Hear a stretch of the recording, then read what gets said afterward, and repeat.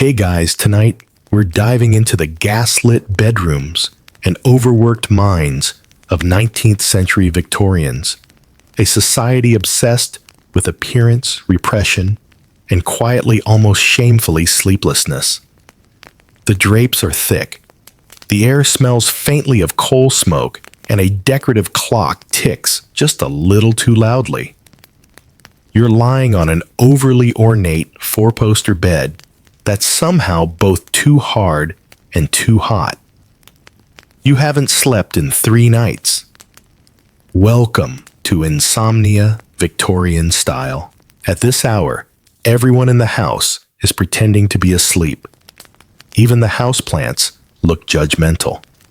The fire in the hearth has long since died down, casting a faint blue hue that only deepens your awareness of how very much awake you still are. Your nightshirt itches, the feather bed creaks, and the glow of the gas lamp outside is just bright enough to cast troubling shadows that resemble all your unresolved regrets in silhouette form. And here's the kicker: you probably won't survive this. Not the night, necessarily, you'll outlast that, but the long-term effects of Victorian insomnia could be catastrophic. We're talking actual diagnoses of nervous collapse, spirals into hysteria, or being sent off for a rest cure, which usually involved confinement, silence, and losing your dignity, one broth spoon at a time. So, before you get comfortable, take a moment to like the video and subscribe, but only if you genuinely enjoy what I do here. And hey, drop a comment with your location and local time. It's oddly comforting to see how many of us are sleepless together. Now dim the lights, maybe turn on a fan for that soft background hum, and let's ease into tonight's journey together. You shuffle deeper into the bed, sighing against your will. It's the 1870s. Queen Victoria is firmly on the throne and science is blossoming, but when it comes to the human mind, most doctors are still waving leeches at it and calling that progress. Insomnia isn't yet seen as a disorder. It's more of an unfortunate personal failing. If you can't sleep, it must be because you've sinned, or worried too much, or eaten jam after 4 p.m. All viable medical theories of the day. You try to lie still, just like the etiquette books advised. One early household manual warned against tossing and turning as it only agitates the soul. So instead, you do what any sensible person would do.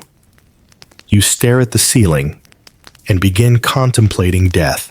A mainstream historical fact here: Victorians were the first to widely record sleep disturbances in medical journals.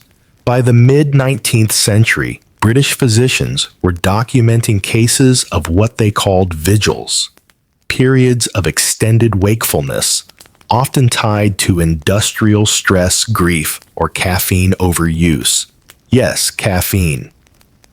Tea wasn't just comfort food in this era, it was fuel, and it was everywhere.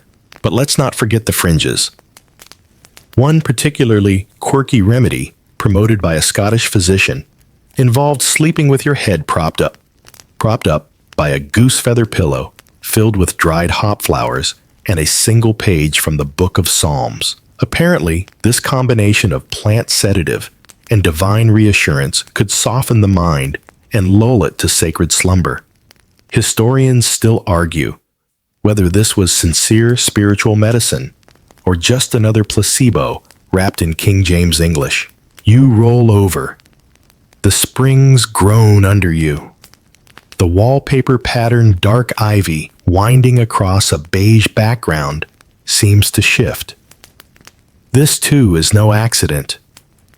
Some Victorians believed that certain wallpaper designs could overstimulate the brain and were cautioned against floral chaos in bedrooms. One journal even reported bedroom madness in a man driven to near insanity by clashing paisley patterns. Interior design, lethal since 1842. And let's talk about your room itself. Gaslight hisses softly from a brass fixture mounted beside your bed. Though elegant, these early indoor lights leaked fumes that irritated lungs and dried out skin. Some insomniacs blamed the air quality entirely, thinking it poisoned the humors or strained the nerves. This idea was half wrong, half right. Turns out, gaslighting not that kind, really did degrade indoor air and probably made sleep more elusive. Then again, it's hard to sleep when society is watching. In a time when moral rectitude was prized above all else, not sleeping made you suspicious. What secrets kept you up at night? What private guilt gnawed at your soul? Did you read too many French novels? One popular sermon warned, "The sleepless are oft those who invite the darkness into their thoughts." Charming. It's nearly 3 a.m. now. You're wide awake listening to every creak of the old house. Somewhere downstairs, a grandfather clock announces the hour with the melodramatic gravity of a tolling cathedral bell. You hate it. Everyone does. There were real complaints about the mental toll of hourly chimes in Victorian homes. Some sleep doctors recommended muffling them with thick cloth or dismantling the mechanism entirely. But no one wanted to seem soft, so they just didn't sleep. You press your palms against your eyelids, and it's like pressing down on a kaleidoscope. There's a kind of beauty in the madness of it all. And then from the hall, you hear a soft set of footsteps. Is someone else awake? Or just another figment of your midnight brain? Welcome to the Victorian night. You're not alone, but sleep is. You wake well? Not wake exactly, since you never really fell asleep. But your consciousness sharpens just enough to realize your neck hurts. The pillow's too tall. Or maybe the mattress is to blame. You remember something you read in a pamphlet from the chemist's shop.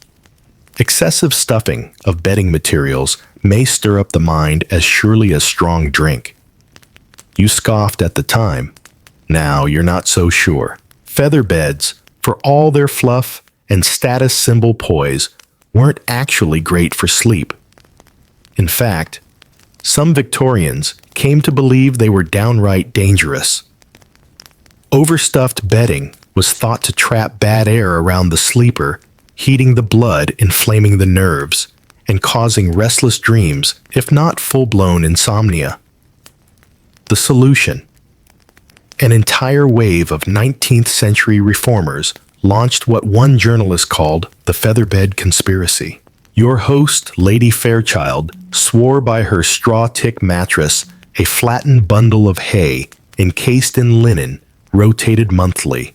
I haven't dreamt a single demon since I rid myself of feathers, she'd whispered once over tea.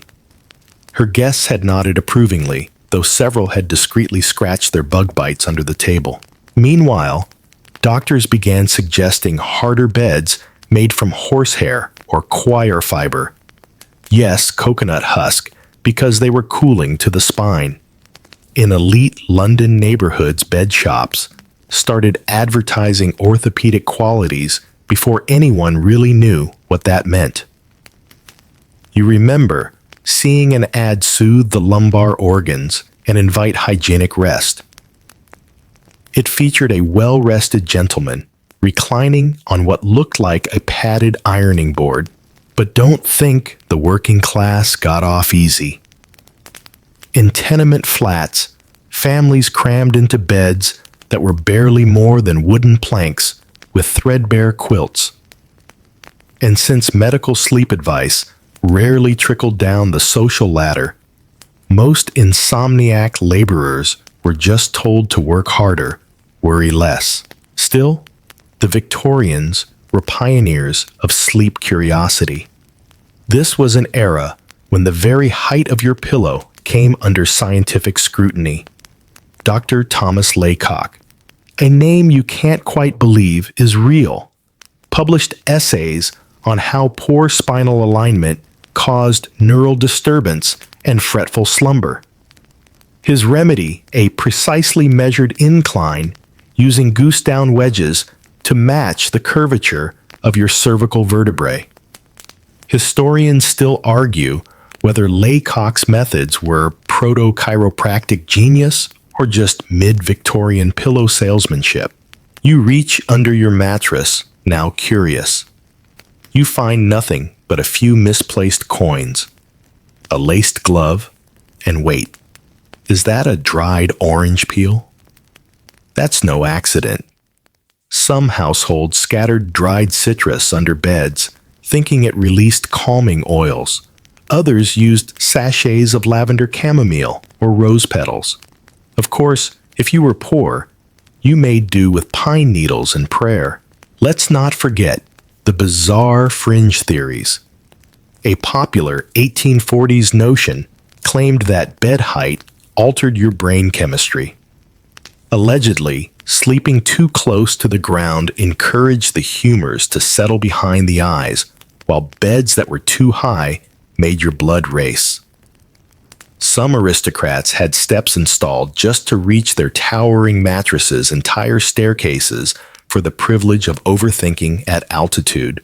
There was even a minor panic when an American magazine suggested beds positioned facing north disrupted the magnetic ether of the globe. Furniture was rearranged in middle-class parlors across London. Sleep didn't improve, but everyone felt at least 8% smugger. And oh, the bedding materials! Feather-stuffed bolsters were flanked by embroidered pillows meant more for decoration than use. Some were laced with lace.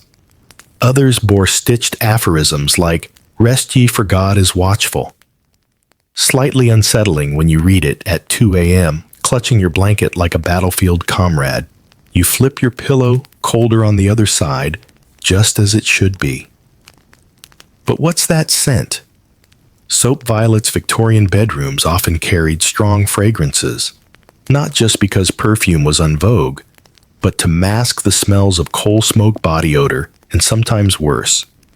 Unsurprisingly, some insomnia treatments revolved around aromatics. You could buy linen spray from apothecaries labeled nervous vapor calmer. Ingredients, mostly alcohol, rose water, and hope. One particular fringe case in 1872, a Manchester woman patented a mattress stuffed entirely with hops. Yes, the same hops used in beer.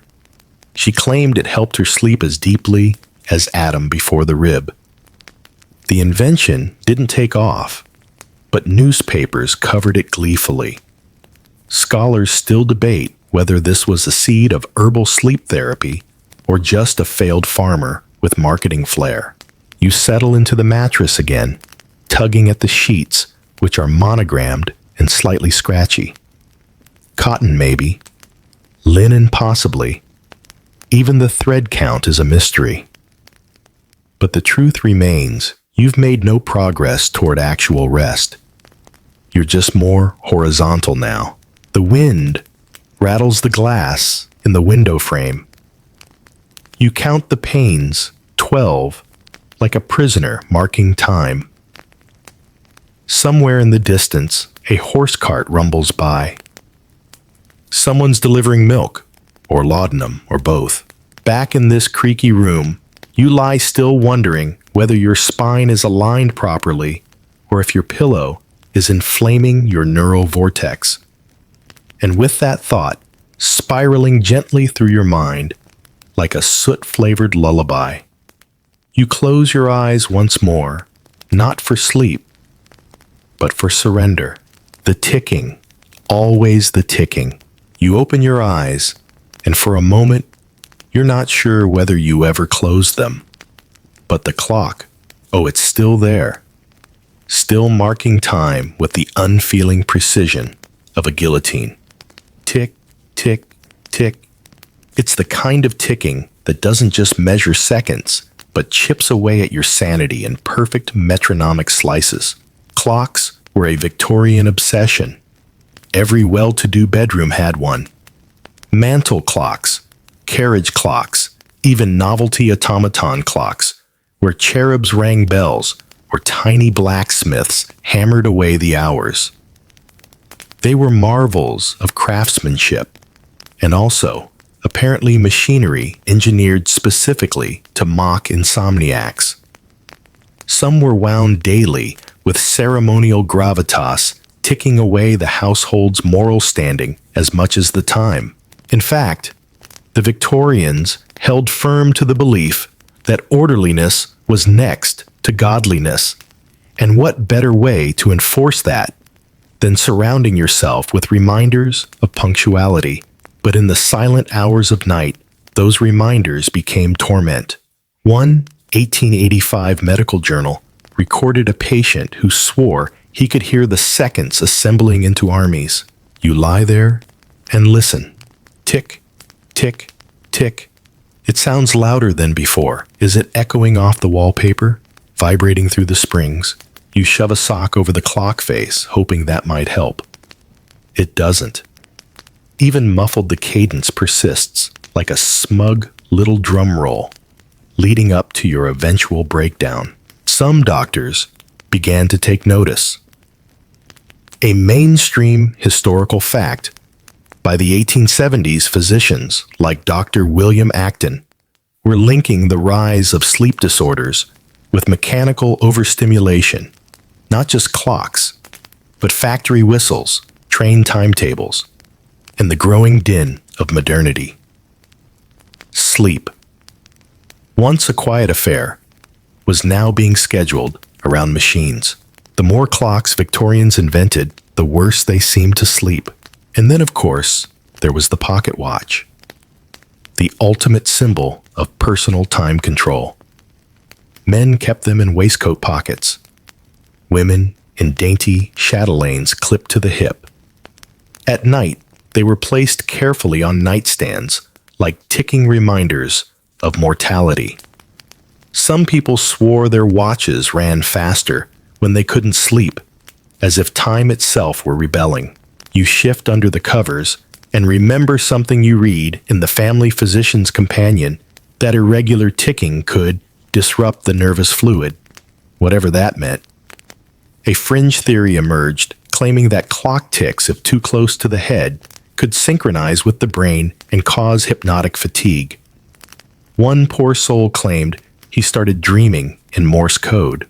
Historians still argue whether this fear of ticking was psychosomatic or a legitimate proto-awareness of sleep environment triggers. Today, we might call it sleep hygiene. Back then, it was sleep terror induced by small brass goblins with gears. But let's be honest, the real horror wasn't the ticking. It was the waiting. Waiting to sleep, waiting for dawn, waiting for someone else in the house to stir and prove you're not the only soul trapped in this shadowy purgatory of velvet curtains and polished furniture. You glance toward the door, still closed, still locked. You're unsure if it's to keep others out or keep something in. The room is filled with things that were meant to bring comfort.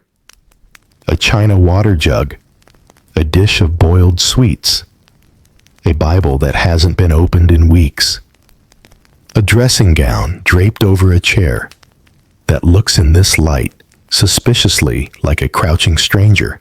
In your more lucid hours, you find it absurd. The entire house is designed to showcase calm floral carpets, pastel wallpapers, dainty footstools, and yet here you are pacing mentally while lying perfectly still. One article in Punch magazine once joked, "Victorian design is meant to soothe the body while steadily unhinging the mind." And you wonder if perhaps the source of insomnia isn't just physical, but spiritual. After all, some moralists of the day believed sleeplessness was a sign of divine unease. A man whose conscience is clear wrote, "Reverend Spurgeon sleeps sounder than the king's physician," which is great. Unless your conscience happens to include, say, an unpaid bar tab, or that time you cursed at the neighbor's goose. You roll onto your side. The bedsheet is warm from your restless shifting.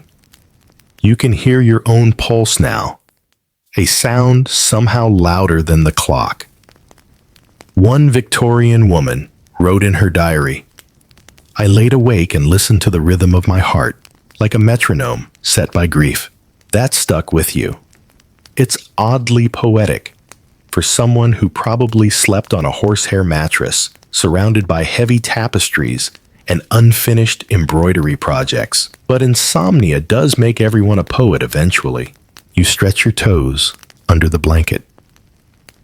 The fabric smells faintly of lavender starch and candle smoke.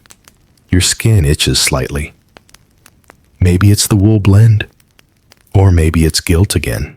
You wonder what Queen Victoria did when she couldn't sleep. Did she pace the halls of Windsor? Sip warm milk laced with valerian. Call for a footman just to feel a pulse besides her own. Some letters hint at her suffering from agitations of the nerves. Others say she simply prayed. Must be nice to have God on speed dial. Outside, the world is still dark. A cat yowls somewhere on the street. The air presses in against the window panes like a held breath, and still the clock ticks. Tick, tick, tick. You're losing track of time. Was that clock always so loud? Has it been 5 minutes or 5 hours since you last shifted under the covers? Your eyes sting from being open too long in low light, and the flickering gas lamp outside seems to blink with malicious intent.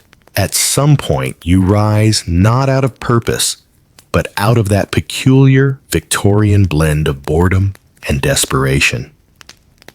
Your bare feet touch the cold wood floor. Somewhere in the back of your mind, you recall an old remedy for sleeplessness. Movement stirs the blood away from the brain. Or was it the other way around? Your fingers fumble for the small wooden box on the dresser. The label, in lovely cursive script, reads Mother Jackson's Soothing Elixir for Night Troubles. You unstopper it. The smell hits you first, sweet thick with the cloying edge of alcohol. You take a careful sip. It burns slightly, but the warmth is oddly comforting. This you realize is laudanum, a mainstream historical fact. Laudanum, an opium tincture blended with alcohol, was one of the most common sleep aids in the 19th century.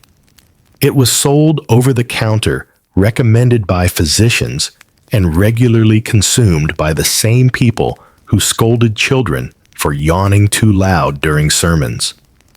Everyone from factory workers to aristocrats used it. Charles Dickens, Elizabeth Barrett Browning, probably the postman, you. The effects are slow. The bottle clinks gently as you set it down, and the warm bloom in your chest spreads outward.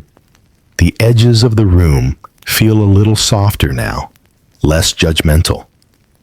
The clock still ticks, but it seems less like a threat and more like a lullaby. Almost.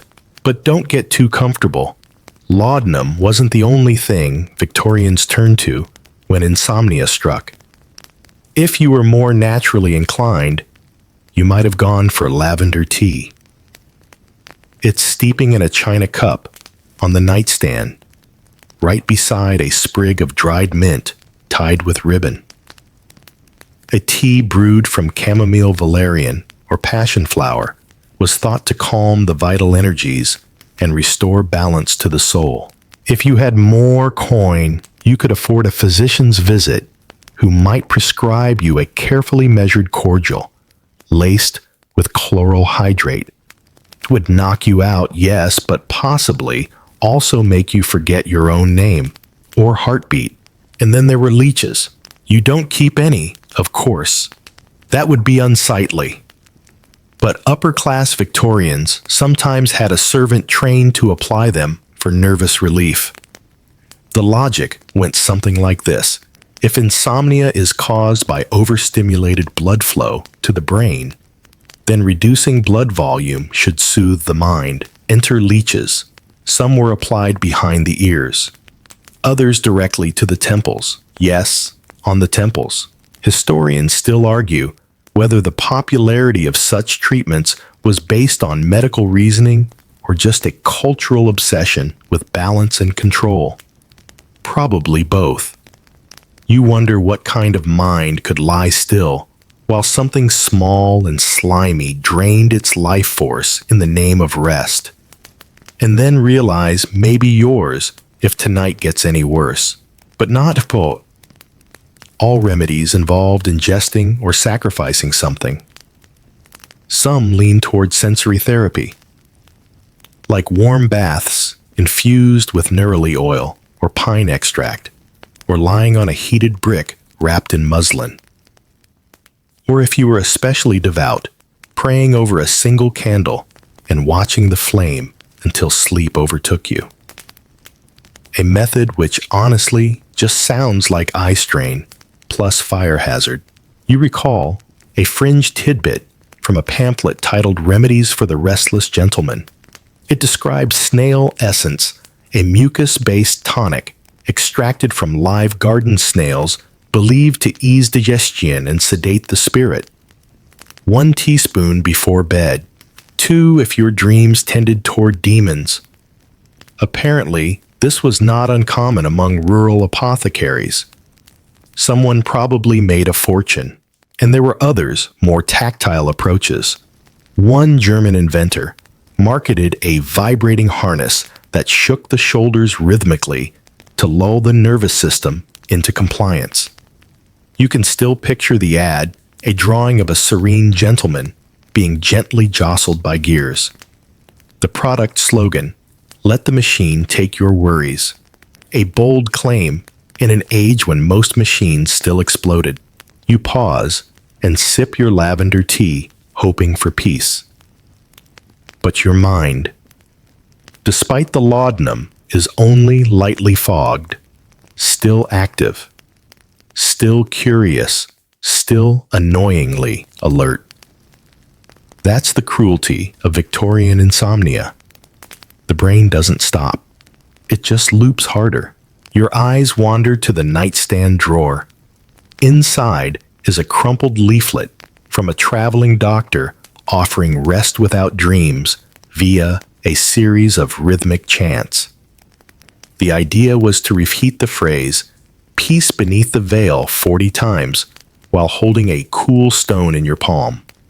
It distracts the humors he wrote and humbles the mind. You tried it once. It gave you a blister. And so you lie back again, letting the mix of herbal steam, opiate warmth, and feather pillow cradle you in their oddly unsatisfying embrace. You're not better, but you're not quite the same either. Your breath is slower. The shadows on the ceiling dance a little less ominously. Maybe you're on the edge of sleep. Or maybe you're just floating in the blurry in-between. Victorians had a name for this state, the twilight hour of the nerves. A fragile space where logic slips, imagination stirs, and the soul, if you believe in that sort of thing, leans closer to the veil. Maybe tonight it leans just far enough. You're lying still, again staring at the ceiling, as if it holds answers. The laudanum has warmed your limbs, and the lavender tea is pooling somewhere in your stomach, like a sleepy ghost. But you're no closer to unconsciousness than you were hours ago. And then you remember something, a pamphlet folded into a magazine at the apothecary. It was titled 8 Rules for the Sleep-Starved Modern Habits for Civilized Rest. You didn't buy it, of course, but you skimmed enough to know the gist. It was written by a physician named Dr. Charles Hastings, who fancied himself a medical hygienist, which basically meant he treated sleep like a moral project. That's right. Welcome to the rise of sleep hygiene. You shift under the covers, recalling his rules. Rule 1. Retire at the same hour each evening, regardless of fatigue. Rule 2. Avoid excitement after dinner, be it games, novels, or argument. Rule 3. Let no gaslight nor firelight remain lit once abed. You chuckled at that one. If you followed every rule, you'd be asleep by 9 and dreaming about blank wallpaper. A mainstream historical fact here, the Victorian era saw the earliest formal attempts to regulate sleep behavior with consistency and ritual. Medical journals of the 1880s began promoting structured nightly routines as a remedy for nervous exhaustion. Sleep wasn't just a bodily function. It was a moral discipline as worthy of study as digestion or posture. This meant no reading in bed, no snacking, no vivid conversation after dusk. Ideally, you'd sip warm milk, take a tepid bath, offer a brief non-theological prayer, and settle into darkness with all the enthusiasm of a granite statue. You glance toward the writing desk across the room. A stack of untouched correspondence sits beneath a small brass lamp. You once thought writing might soothe you, but even that penmanship by candlelight was frowned upon in sleep circles. Dr. Hastings believed letter writing before bed stirred the imagination too violently, especially if your correspondence involved romantic complication. You decide to leave the ink bottle corked. Rule 4. Open the window, a finger's width to let pass the night's breath. That one you actually tried last week. You remember how it let in a draft, so aggressive it nearly unseated your chamber pot. And yet, the principle wasn't wrong. Many Victorian homes were sealed too tightly thanks to heavy drapery, dense tapestries, and a prevailing terror of night air, a superstition left over from the miasma theory of disease. Still, physicians eventually began encouraging better ventilation, especially for those prone to nervous sleeplessness. Some even installed narrow vents called louver flaps, which let in air without sacrificing propriety. Historians still argue whether this shift helped sleep or simply cooled the bedroom enough to shock the brain into compliance. Rule 5. Let no troublesome thoughts into bed. And how you wonder, is one supposed to police thoughts? Victorians had answers for that too. Some suggested a mental exercise. Picture a black dot on a white page and think of nothing else. Others recommended repeating benign words like plum thistle gooseberry until your mind caved in from boredom. One pamphlet called this mental blanching. You tried it once. It only made you crave pie. Still, the idea had legs. The notion that the mind could be trained, coaxed into slumber like a reluctant child, laid the groundwork for our modern sleep rituals. You were supposed to think soft thoughts, keep the bedding neutral, and the bedroom a sanctuary. But here's where it gets interesting. Victorian doctors also started giving public lectures on sleep. Yes, real events, attended by curious citizens, tickets and all. Imagine it an entire evening where a man in a waistcoat stands beside a chalkboard, drawing diagrams of brains and beds, offering advice like, turn not to the left after 9 p.m., lest the spleen stir. One such lecturer, a Dr. Silas Wentworth toured England with a presentation titled Insomnia, the Clockwork of Slumber. It included demonstrations of ideal bedroom posture, audience Q&A, and once famously a volunteer snoring into a velvet pillow on stage while the doctor narrated. Newspapers covered it. The audience clapped. You know this because you clipped out the article and used it to wrap your cough lozenges. A fringe tidbit: some Victorians believed certain colors enhanced sleep. Pale green wallpaper was thought to soothe the optic nerves. Blue bedding invoked calm. Crimson drapes, on the other hand, were accused of riling the blood. A boarding house in Bath allegedly reupholstered an entire suite in sage and noticed a marked drop in guest complaints regarding dream agitation. Coincidence, maybe, but comforting. You roll onto your side just as Rule 6 recommended. Lie facing the wall as it calms the heart's direction. You've never quite understood the heart direction thing, but at this point, you're willing to try anything.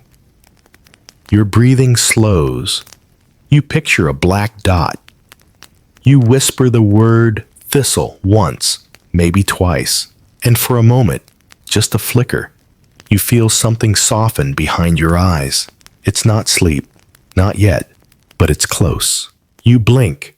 You're not sure when you started drifting, but you must have, because suddenly there's a knock at the edge of your thoughts.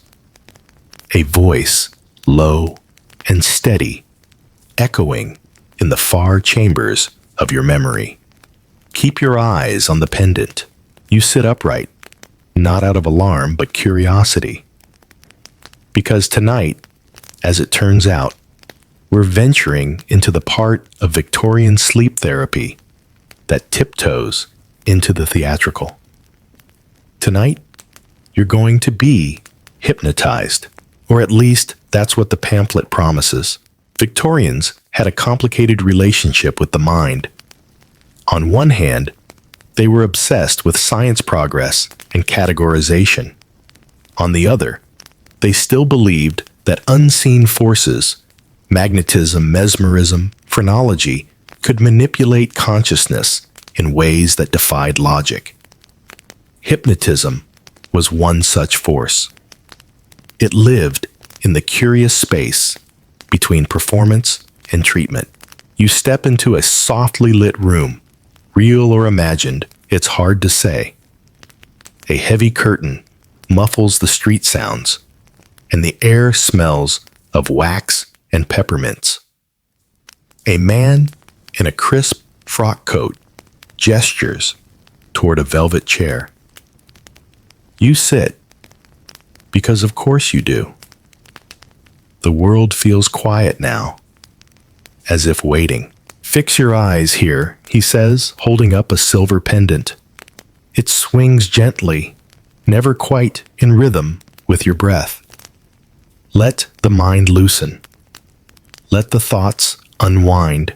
A mainstream historical fact by the mid-19th century, hypnotism was a legitimate subject of medical study in Britain. Doctors like James Braid and John Elliotson believed it could cure insomnia, hysteria, even neuralgia. They called it nervous sleep, or neurohypnotism, and used it to sedate patients before surgery or coax anxious minds into calm. But the fringe performers took it further. Traveling hypnotists offered live demonstrations where subjects would fall asleep instantly, speak forgotten truths, or reenact childhood memories in exaggerated pantomime. Audiences were thrilled. Doctors were skeptical. Historians still argue whether Victorian hypnotism was an early form of psychological therapy or just really well-marketed nap time. You remember reading an account from 1873 where a woman claimed she hadn't slept in 6 weeks until she attended a magnetic trance show in Bristol. The performer tapped her forehead muttered Latin, and she promptly fainted into blissful unconsciousness for 12 hours. A miracle, she insisted. Her neighbor said she just tripped over the footlights. Back in your own bedroom, you lie on your back and try the technique yourself. Not the pendant, too flashy, but something subtler. You focus on your breath. You say a phrase in your head, sleep is already here. You let your eyes unfocus just slightly, and something shifts. Not much, but enough. Victorian guides advised would-be hypnotists to use slow, monotonous language.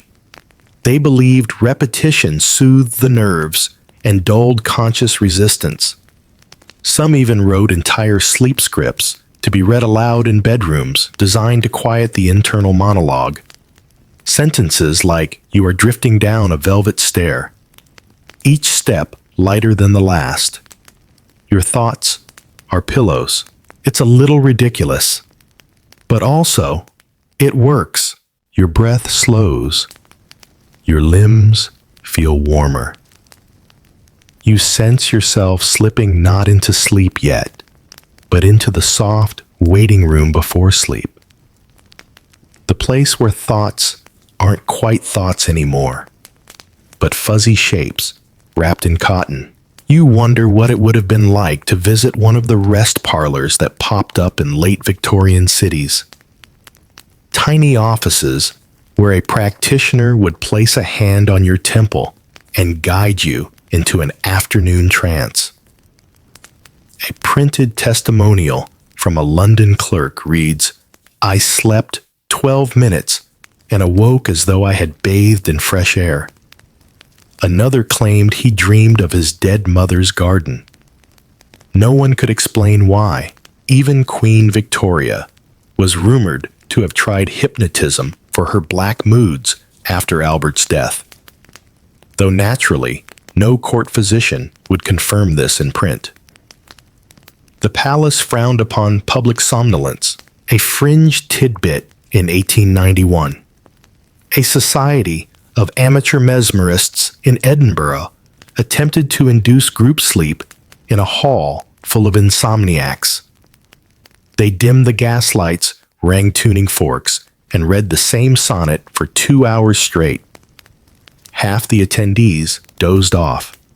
The other half demanded refunds. The press loved it. You smile slightly. Not because it's funny, but because in the half-dream you're in, everything feels a little softer, a little kinder. The pendulum reel or imagine swings. The voice in your head repeats, "Let go now," and you almost do. But then the floor creaks, and you're back. Not startled, not afraid, just still awake. The ceiling is still there. So is the clock. But you've changed, slightly. You're heavier now, slower, and though sleep hasn't taken you fully, it's no longer running away either. It's waiting, like a gentleman with gloved hands standing by the door. And eventually, it might invite you in. You sit up again, not because you want to, but because your pillow feels like it's plotting against you. The hypnotic calm of a few moments ago has frayed. Your thoughts are back cluttering the corners of your brain like wayward dust bunnies. And somewhere in this room, your dignity has gone to sleep long before you have. You glance at the object on your bedside table, a curious little contraption made of copper wires and polished oak with 2 small knobs and a velvet strap. It's called the Neurocalming Nightcap, and it was a birthday gift. A joke, you thought at first. But the pamphlet claimed it was scientifically attuned to the brain's nocturnal harmonies. You figure it can't make things worse. You fasten it around your head. It hums faintly. Yes, really. Victorians dabbled in sleep tech. Before wearables were cool, they were strange. Hissing, vibrating head crowns sold by gentlemen in monocles who said things like galvanic tranquility.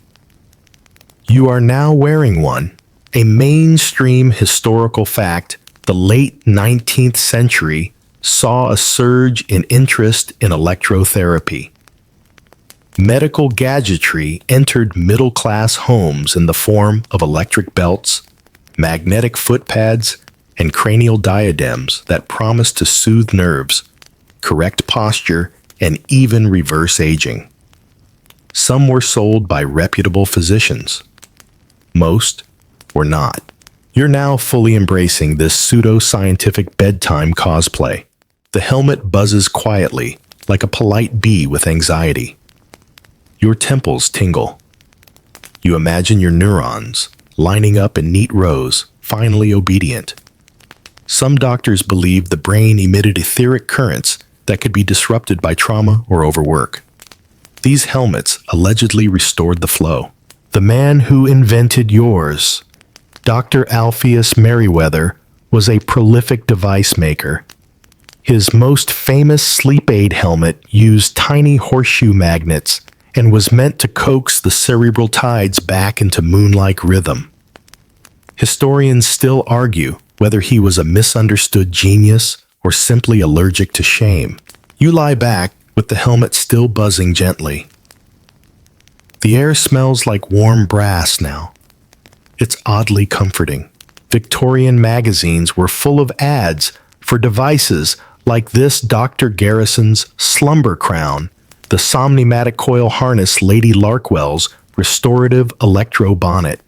They always included hand-drawn testimonials from people with exceptional sideburns and expressions of divine relief. You think about how many of those testimonials were written by the same 3 interns chained to a printing press. There's something strangely soothing about the absurdity of it all. The idea that humans in any era will throw wires on their head and believe they've tricked sleep into submission. It makes your own struggle feel less pathetic. You're not the first person to lose a night to restlessness. You're part of a long, jittery lineage. The helmet pulses once. You don't know if it's doing anything. But your thoughts are quieter. You stare at the ceiling and think of static, like the quiet fuzz between radio stations. You think maybe that's what sleep is, a soft signal in the noise, a place where meaning stops mattering and the mind finally lets go. And it was never just the electrical gadgets. Some Victorians believed magnets alone could fix everything. One popular product was the Magno pillow stuffed with filings from magnetized iron. Another was a mattress with copper coils sewn into its lining, promising to realign the astral body. You've no idea what that means. You're not sure they knew either. A fringe tidbit in 1882. A Parisian doctor invented a lunar harmonizer, a chandelier-like contraption suspended over the bed, designed to capture moonlight and reflect it through tinted glass onto the sleeper. Supposedly, the filtered moonbeams calmed the soul. Queen Victoria's nephew tried one. He reported a dream of swans and infinite velvet. Probably just a reaction to cheese. Of course, none of these devices were rigorously tested, but in an era obsessed with scientific progress and mysticism in equal measure, the line between healing and hope was thin. Sleep. The final frontier of self-mastery was the ultimate target. You stretch slightly, careful not to dislodge your buzzing crown. Maybe it's working. Maybe it's placebo. But the weight of the device on your head feels grounding, like a soft reminder. You are still here, still trying, still human. You exhale. The sound is slow, like a kettle winding down. The shadows on the ceiling no longer shift. Or maybe you've just stopped noticing them. And then faintly absurdly you think, what if I wore 2 helmets? You smile into the darkness. Sleep hasn't come, but but the laughter helps. It's well past 4 in the morning now, the kind of hour where even your most persistent worries start yawning. You've taken the tea, endured the ticking clock, let a helmet hum on your skull like a robotic bee, and still you remain very much awake. Your stomach growls. Not the polite kind of growl either, but a theatrical gurgle like a brass instrument warming up. Hunger, it turns out, is not exempt from insomnia. You sit up slowly, the covers sighing around you, and reach for the small plate by your bedside.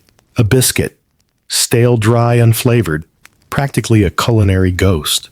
You bite in. To the Victorians, food and sleep were inseparable. There was an entire dietary doctrine built around the concept of night digestion. Some foods were believed to promote rest, others to conjure demons. Oatmeal bland bread, stewed prunes good. Red meat shellfish, and anything French bad. A mainstream historical fact here, in the latter half of the 19th century, British physicians began promoting the idea of a sleep supper, a light meal taken about an hour before bed. It was meant to quiet the stomach and, by extension, the mind. The reasoning was that an overworked gut led to overstimulation of the nerves. Victorian medicine loved to blame your internal organs for everything. Milk was the reigning champion of nocturnal nourishment. Served warm with a pinch of nutmeg or cinnamon, it was called milk posset. Doctors swore by it. Mothers passed it down. Advertisers declared it the elixir of night. One pamphlet even claimed that warm milk was akin to lullaby in liquid form. You tried it last week. It made you bloated. Tonight, you sip something else, barley water. It tastes like guilt. But they said it helps. You nibble another biscuit. You remember reading about a duke who swore by eating a spoonful of cold rice pudding just before bed. Settles the spleen, he claimed. No one was quite sure what that meant, but as with many things in Victorian medicine, no one dared question a man with that much lace on his sleeves. Still, the hunger is real. Insomnia and metabolism are strange bedfellows. Some Victorians believed that nighttime wakefulness was your body's way of requesting nutrition. Others believed it was a punishment for eating too much. Either way, you were always somehow wrong. You recall a fringe dietary remedy for insomnia promoted in a Brighton wellness journal. A spoonful of cod liver oil chased by 2 teaspoons of treacle. The idea was that the oil lubricated your inner workings while the sugar soothed the mind. The aftertaste, according to one diarist, was like drinking from a mermaid's boot. Historians still argue whether these dietary cures had any real effect on sleep, or simply kept people too preoccupied with digestion to focus on their insomnia. At least it gave them something to do. There were also the dangerous cures. Laudanum, as we've already explored, sometimes came with sugar cubes. Opium-laced caramels were sold discreetly in small tins. You could even find syrup blends that claimed to soothe both colic and midnight dread. Many were marketed to mothers for their babies. But who could resist trying it themselves? You set the plate aside, brushing crumbs from your lap, and then you remember the imported remedies. Your uncle brought them back from his colonial travels. A tin of something called night pearl, supposedly a crushed root from the Himalayas, mixed with saffron and sandalwood. 1 dose only. The label warned, "Do not ingest beneath a full moon." You tried it once. You hallucinated that your blanket was breathing. Even so, there was a Victorian fascination with exotic cures. Imported powders, seeds, oils, sleep remedies, filtered through imperial pride and thinly veiled mysticism. There was Indian poppy tincture, Chinese sleep stones, which were just cooled jade and Turkish pillow incense. The more foreign it was, the more effective it must be. You were supposed to burn a pinch under your pillow and dream of gardens. Instead, you mostly sneezed. Tonight, your menu is simpler. A half-empty glass of barley water, a stale biscuit, and whatever psychological comfort comes from ritual chewing. Some Victorian writers believed the act of eating at night was itself calming, that the rhythm of bite, chew, swallow mimicked the kind of automatic behavior sleep requires. You aren't sure if that's true. But in this quiet hour, the biscuit becomes a sort of metronome. Crumb by crumb, you occupy time. Eventually, you lean back. Your belly is not quite full, but not empty either. The night feels less hostile now. You're not alone. You're part of a great sleepless lineage. People who tried to eat, drink, drug, or hypnotize their way into peace.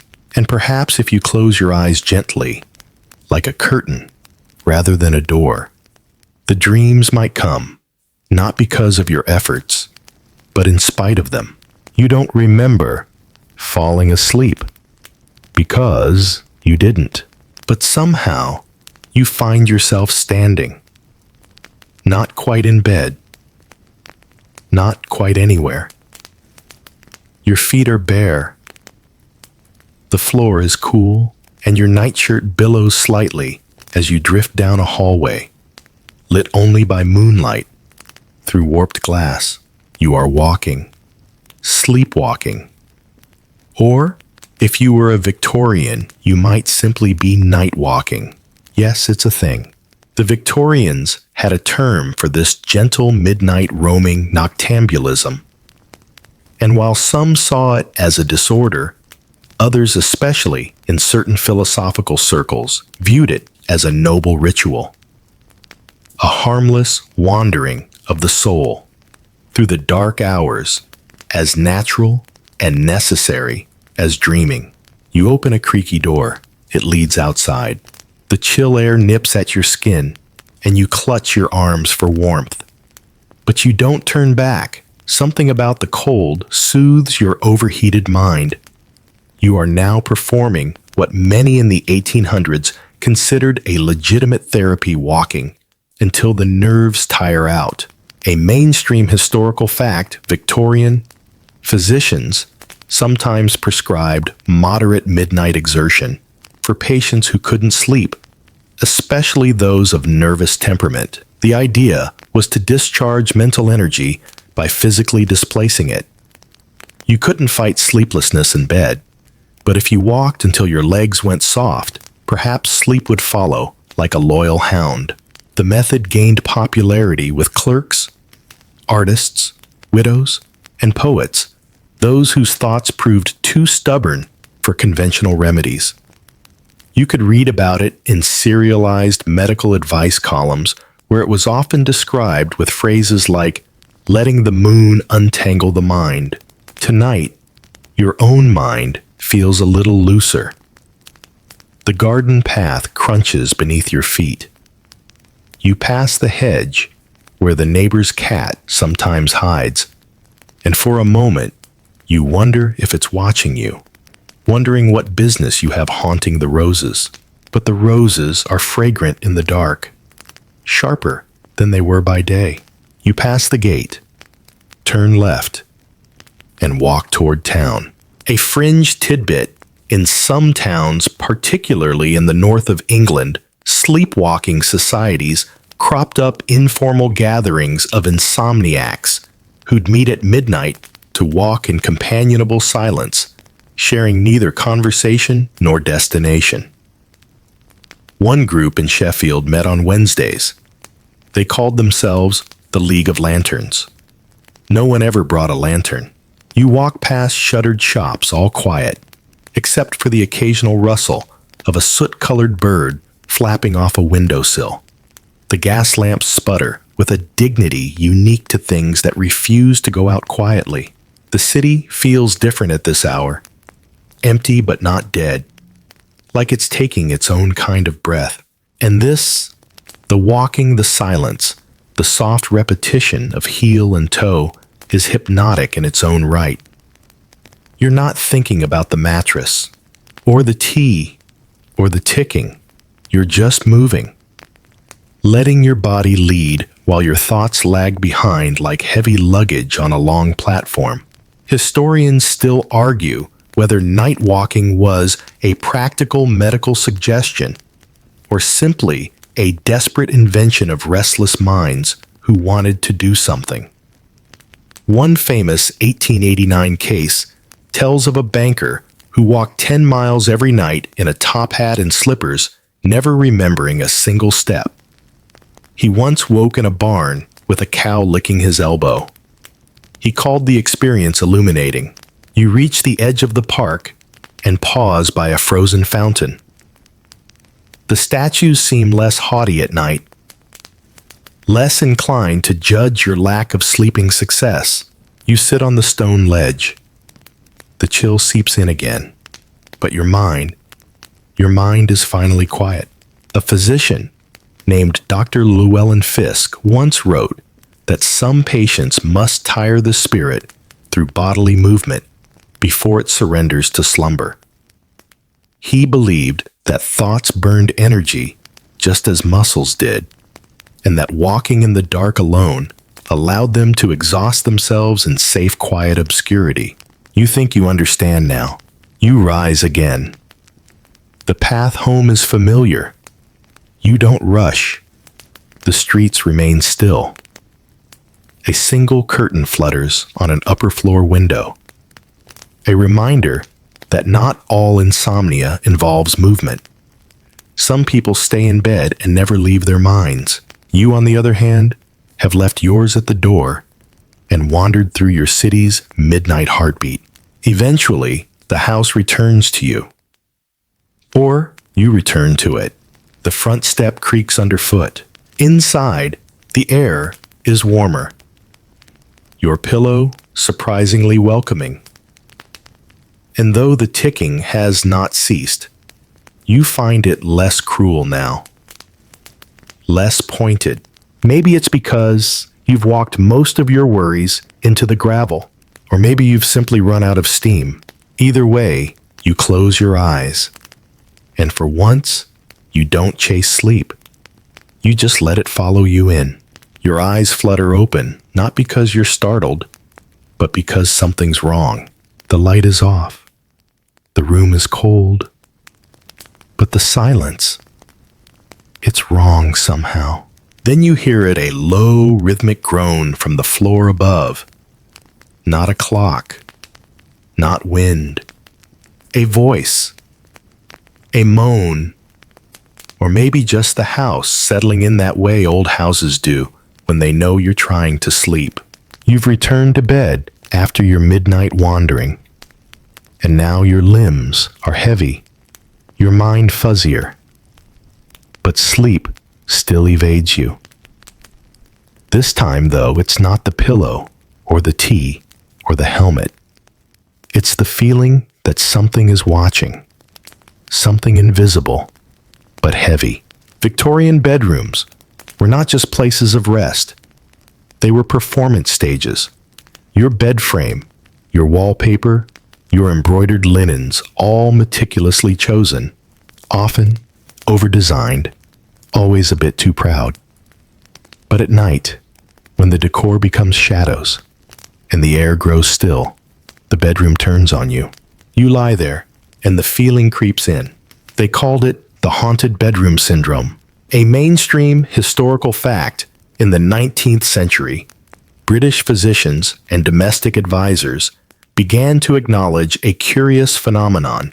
Patients who claimed they couldn't sleep, not because of pain or illness, but because of a presence.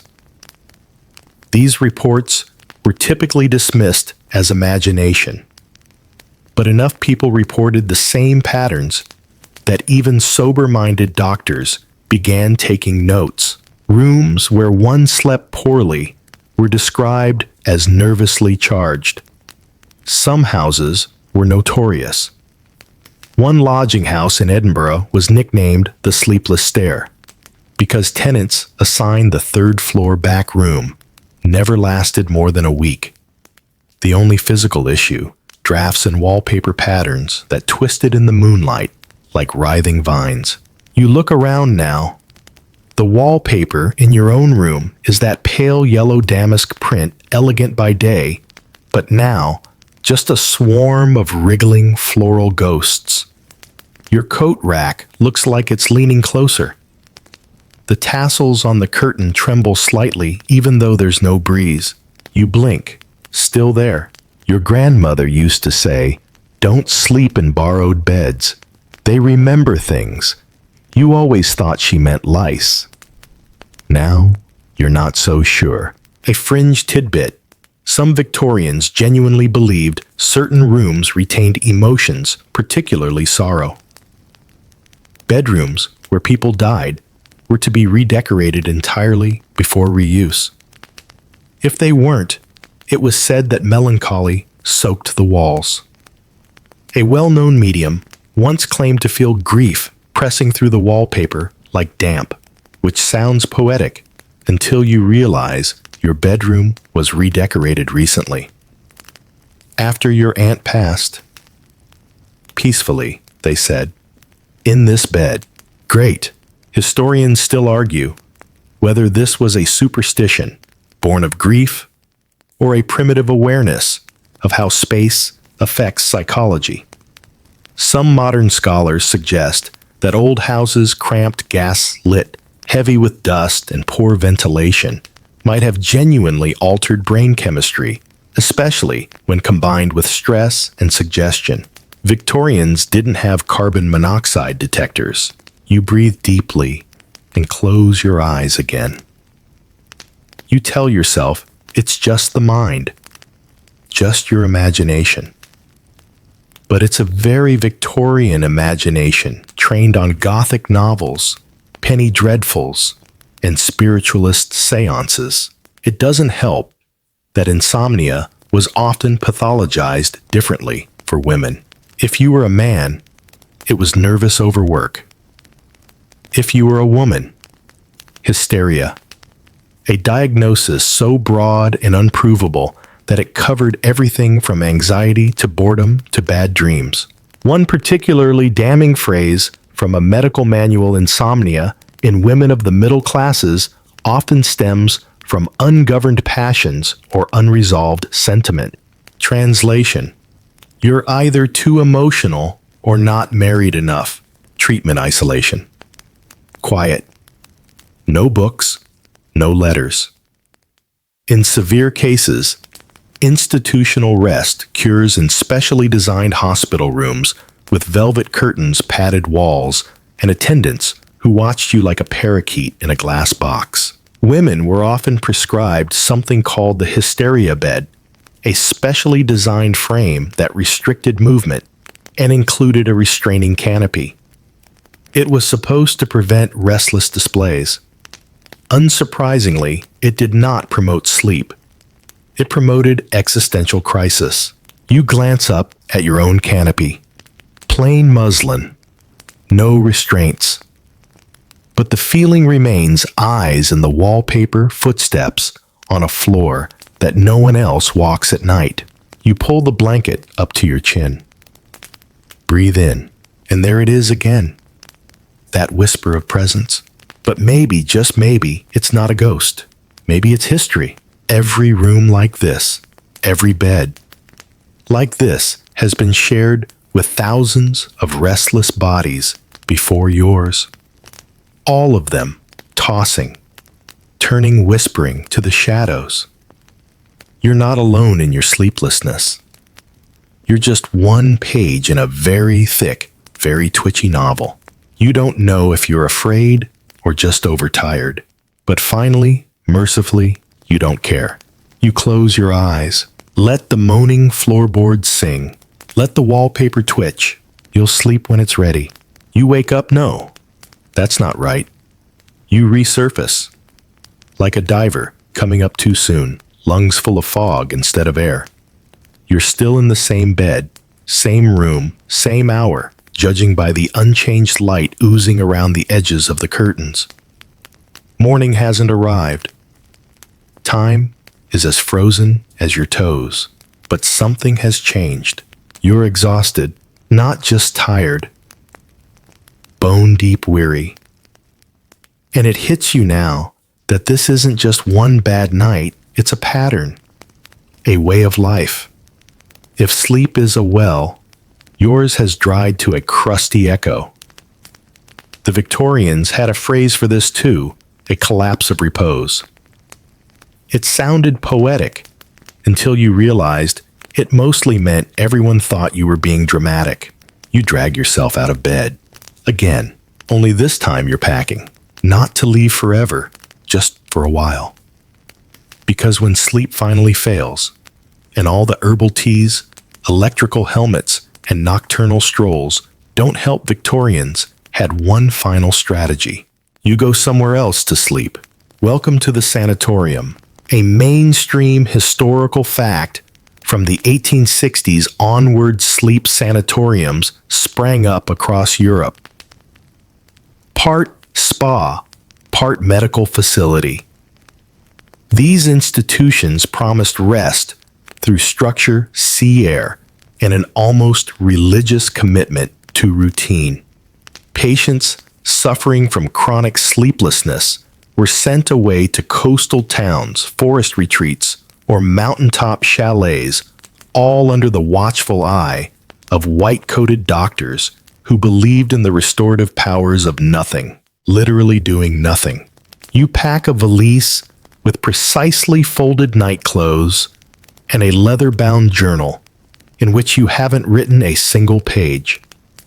The train ticket reads Saltburn by the Sea, and the brochure shows a large cream-colored building with turrets and verandas.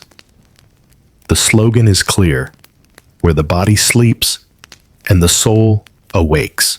Sure, why not? The journey is uneventful, and when you arrive, the sea air hits you like a wave of menthol. Bracing, medicinal, clean. The building is exactly as pictured, complete with sunlit corridors, whitewashed floors, and potted palms that look vaguely judgmental. You're ushered to a room on the second floor. Sparse but tidy. The sheets are starched. The bed is iron. The windows are flung open. No curtains. No clocks. No ticking. Your first meal is porridge toast and a teaspoon of cod liver oil. The nurse watches to ensure you finish. You do. Then comes the schedule. Wake at 6:30. Bath at 7:00. Walk at 8. Sure. Breakfast at 8:30. Rest at 9:00. Sunlight exposure at 11:00. Lunch at 12:00. Silence at 1:00. Nap attempt at 2:00. You are not allowed to speak from 1:00 to 3:00. Not a word, not even a sigh. This is the Victorian method of healing schedule the soul back into submission. You follow along.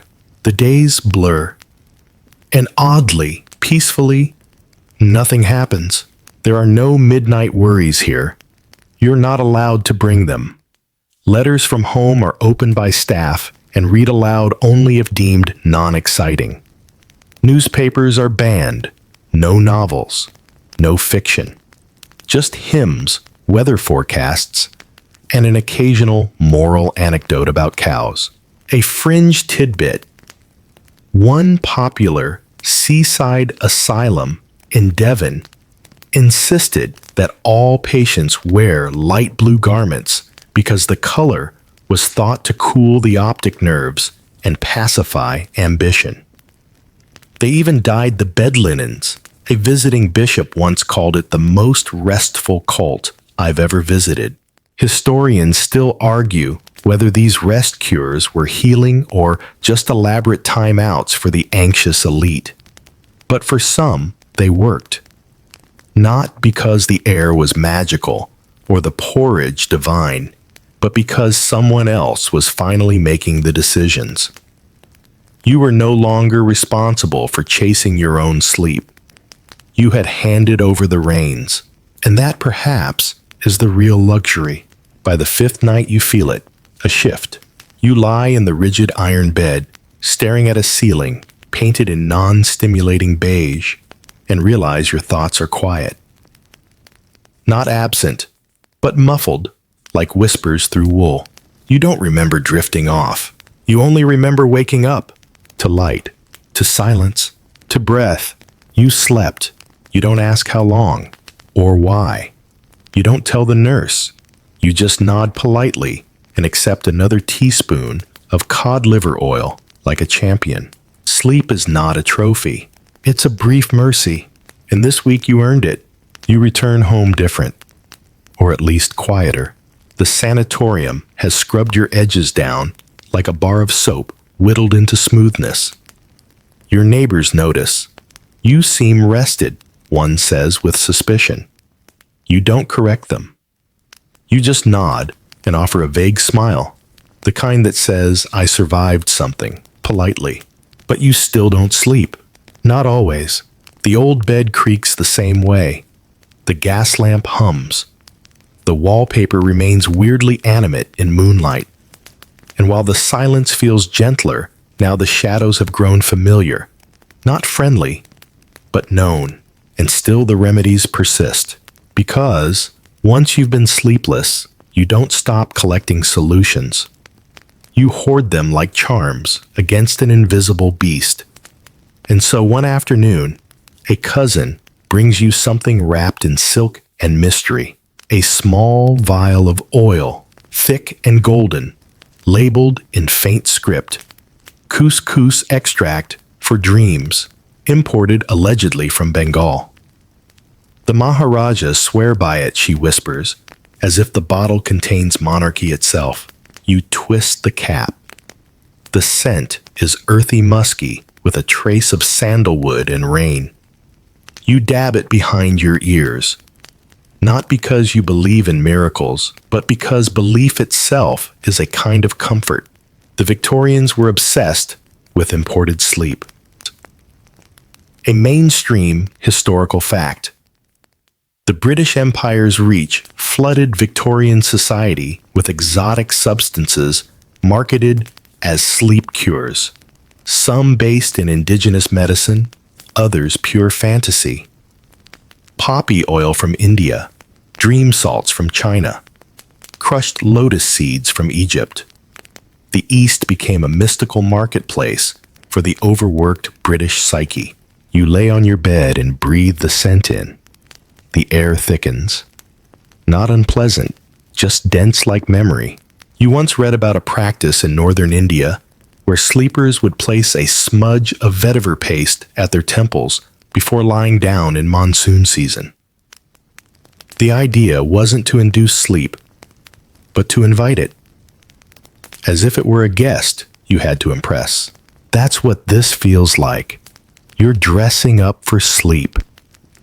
Dabbing oil behind your ears like perfume before a lover's arrival. Ridiculous, but also comforting. A fringe tidbit in 1884. A London apothecary claimed to have recreated a Tibetan sleep pill based on descriptions from a missionary's journal. The pill supposedly contained powdered antler jasmine ash and moon-dried fig. Customers raved, sales soared, until someone analyzed it and discovered it was mostly cornstarch and eucalyptus. But by then, most had already convinced themselves it worked. Historians still argue whether these colonial remedies offered any actual pharmacological benefits, or if their power came from what they symbolized: control. The ability to conquer even your own mind. with something foreign, exotic, and tiny enough to fit in your palm. You lie still. The oil settles on your skin like a whisper, and still, your mind resists. Not frantic now, just quietly persistent. A soft whirring, like a sewing machine left running in another room. You think about the remedies you haven't tried yet. Sound baths, crystal harmonics, Turkish star maps. There's always one more option. One more rabbit hole. You roll over and look out the window. The stars are unusually bright. And suddenly, you remember a folk tale, Persian maybe, that your tutor once recited by candlelight. It spoke of a desert prince who could not sleep. His dreams were too heavy. So he found a mystic who handed him a seed and said, "Plant this in moonlight and sleep will grow." The prince planted the seed. Nothing happened, but he slept anyway, because he believed something was growing. You smile faintly, not because you expect sleep, but because you've stopped expecting defeat. Sometimes, the war itself is what keeps you awake. And tonight, you've laid down your weapons. The scent of the oil lingers. The breeze carries a little salt from the sea. The bed creaks. The stars do what stars always do. And you wait, but not urgently. It's almost midnight. You know this without looking. Not because of the ticking clock. Yours stopped 2 weeks ago, and you never wound it again, but because of the hush. The house has settled into the kind of silence that hums. Not empty, not dead, just saturated. You lie back on the bed, hands folded, thoughts spinning just slowly enough to notice them.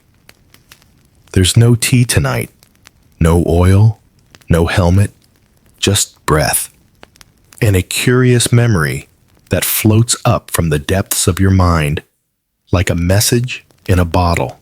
Your uncle once gave you a curious trinket, a tiny jade amulet with a hole in the center tied with a silk string. He called it a dream stone. Place it near your head, he said. It channels visions. You did. Nothing happened, but you kept it anyway. Tonight, you dig it out of your drawer and loop the string over your bedpost. It swings slightly in the dark, catching a thread of moonlight. Just watching it calms you more than you care to admit. The Victorians had a peculiar affection for dream machines, devices, and objects meant not just to help you sleep, but to direct your dreams. After all, why waste unconsciousness on chaos when you could engineer your visions? A mainstream historical fact. By the 1890s, British inventors were experimenting with devices called dream inducers, ranging from sound cylinders that whispered phrases in Latin to flickering light boxes meant to trigger certain imagery. One rather famous machine, patented in Germany but exported to England, was said to project images onto closed eyelids using a magic lantern and colored filters. It caught fire twice. Still, the idea persisted. And not just as technology. Books were published on the subject manuals for guiding your dreams. You were advised to sleep facing magnetic north, to repeat specific affirmations, to breathe in patterns that aligned your subconscious with the Akashic wave. No one knew what the Akashic wave was, but it sounded impressive. You stare at your dream stone. You think, what would I dream if I had the choice? Not flying or gold or love. You dream stillness.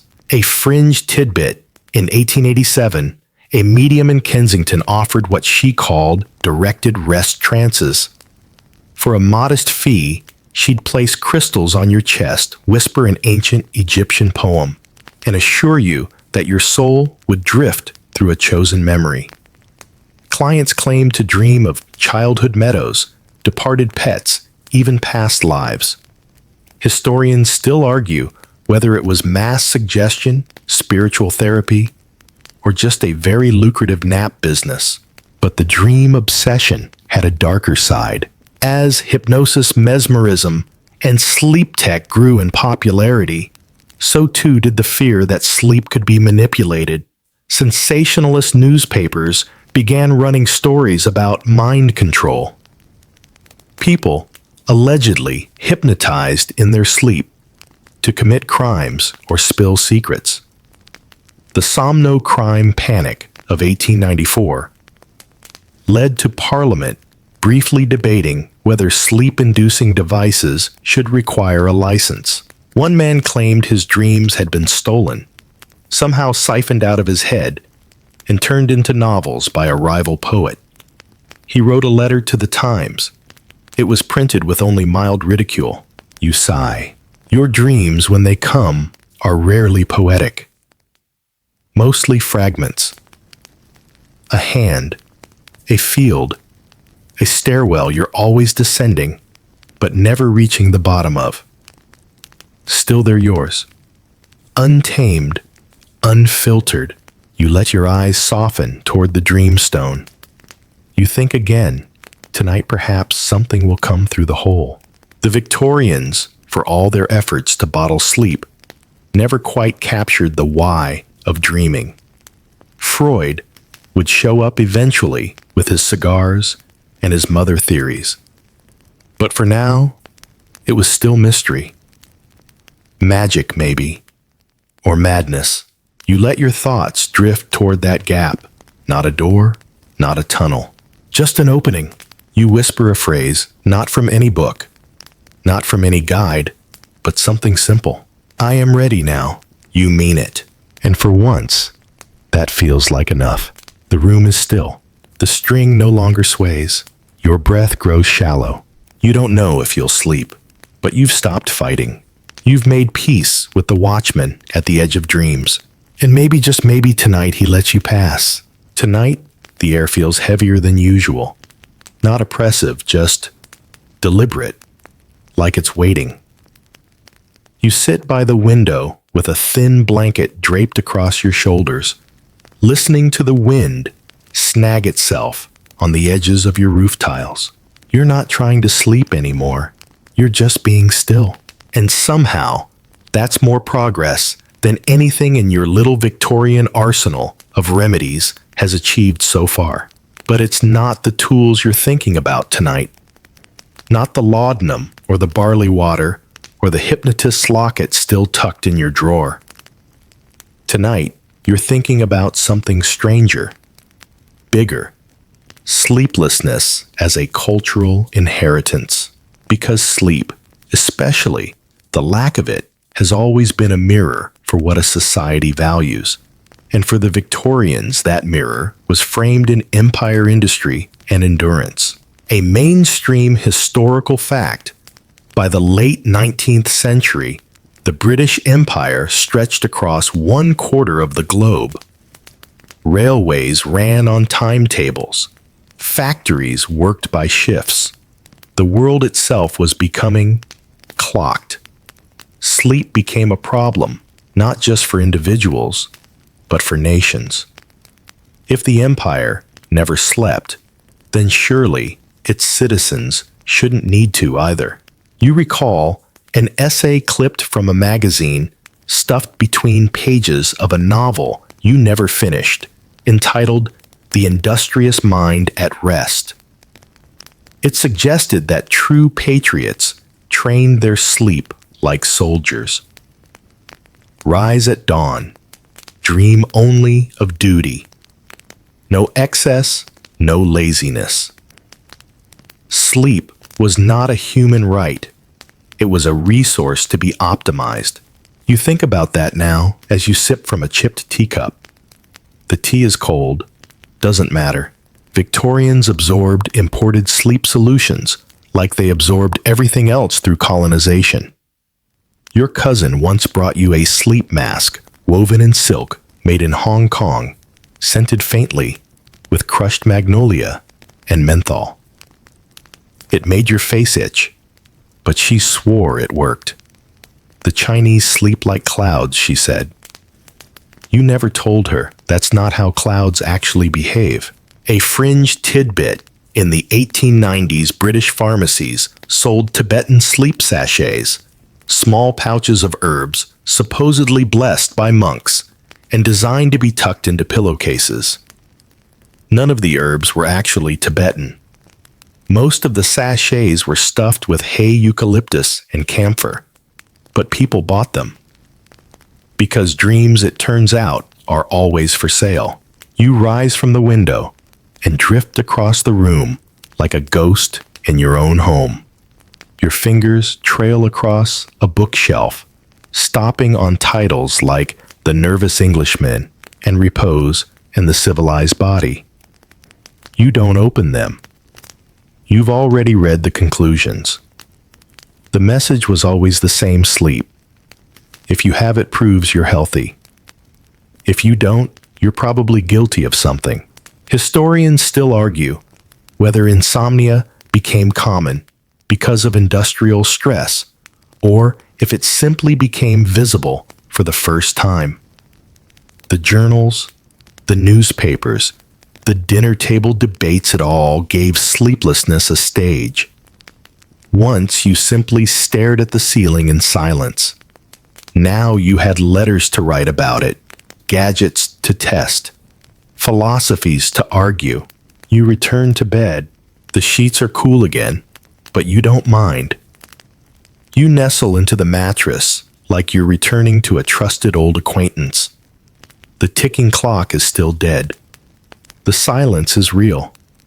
And your breathing is no longer something you have to remember to do, it just happens.